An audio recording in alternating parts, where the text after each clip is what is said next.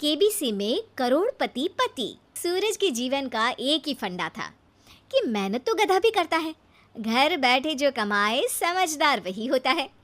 इसीलिए उसने कभी नौकरी ही नहीं ढूंढी। इस बात से हालांकि उसकी पत्नी शिखा बिल्कुल भी अग्री नहीं करती थी, पर फिर भी सूरज को समझाना बेकार था। टीवी में कैसे बनोगे करोड़पति का ऐड देखकर उसे लगा कि बस अब तो घर बैठे ही वो करोड़पति बन सकता है, और उसके पीछे उसने अपने सारे सोर्सेस एक्टिव कर दिए।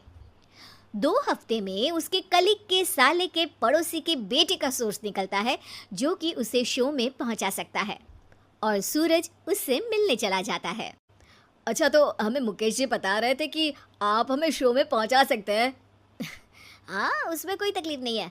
मैं कल अगर कोशिश करूँ तो इसी महीने में आपका नंबर आ जाएगा। अरे ये तो बहुत बढ़िया हो गया। अच्छा, वो सिलेबस और क्वेश्चन पेपर का कोई जुगाड़ है क्या? हैं? उसका तो कोई जुगाड़ नहीं है। तो वो वाकई में कुछ भी पूछ सकते हैं? हाँ, वो तो बच्चन जी पर है, जो पढ़ते हैं वो पूछ लेते हैं। पहली कोशिश फेल होने पर अब सूरज के सामने एक बहुत बड़ा सवाल था कि आखिर जवाब कहाँ से लाए। तब शिखा ने एक सजेशन दिया, क्यों ना सूरज अपने चचेरे भाई सुमित से मदद मांगे, जो कि यूपीएससी की तैयारी कर रहा था। हालांकि इतनी मेहनत करना सूरज को समझ में नहीं आता था, पर कोई और रास्ता ना मिलने पर वो आखिर सुमित से बात करता है। अरे सुमित, हमारा कैसे बनोगे करोड़पति के लिए सिलेक्शन होने वाला है। तुम हमें थोड़े चिट बनाने में मदद करोगे क्या? अरे भैया, चिट बनाए तो सालों हो गए, उसमें हमारा एक्सपर्टीज नहीं है, बल्कि आप बोलो तो हम आपकी पढ़ने में ज़रूर मदद कर सकते हैं। हट, कैसी अनाप शराब बातें कर रहा है तू।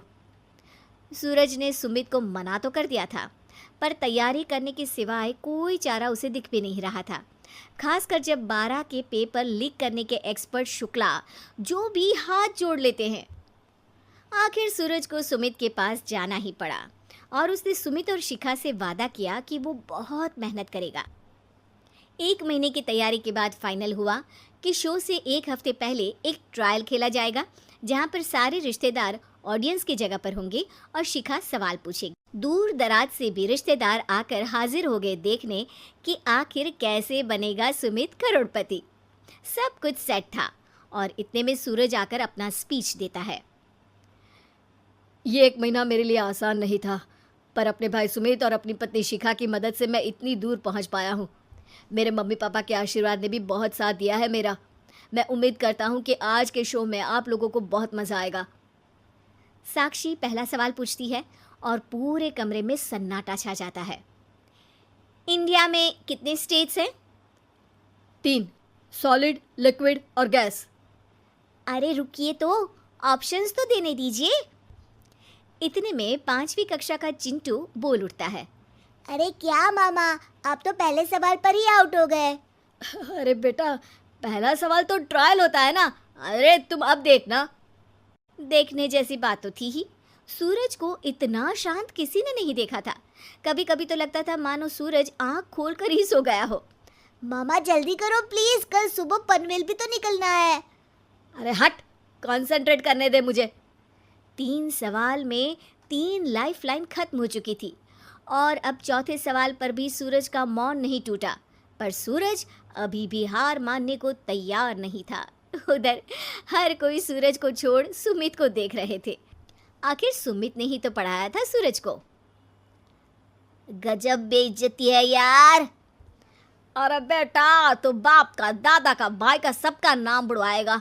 अरे 3 लाइफलाइन ले ली तो भी तेरा कुछ नहीं होना है।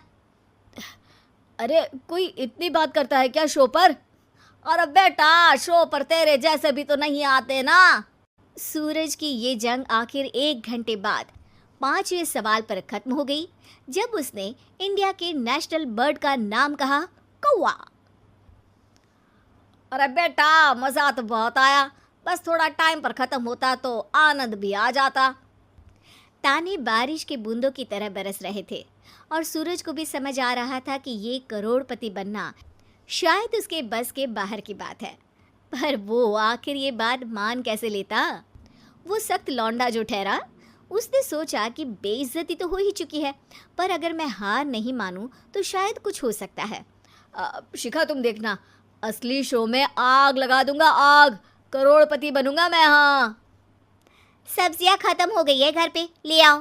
पहले पति बन जाओ, फिर करोड़पति बनना। अरे गजब बेइज्जती है यार। बेटा अभी तो घर पर ही हुई है, 1 हफ्ते में तो तुम देश के सामने करवा कर आओगे। वैसे जब टीवी पर जाओ ना तो बस अपने मम्मी का ही नाम लेना, ठीक है? कोई पूछे तो बोलना कि पापा नहीं है मेरे। अरे पढ़ाई की, पेपर निकलवाए, इतने सारे लोगों को खाना खिलवाया, क्या फ़र्क पड़ा?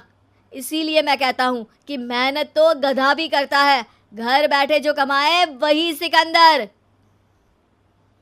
लेकिन मामा, गधे भी जानते हैं कि हमारा राष्ट्रीय पक्षी मोर है।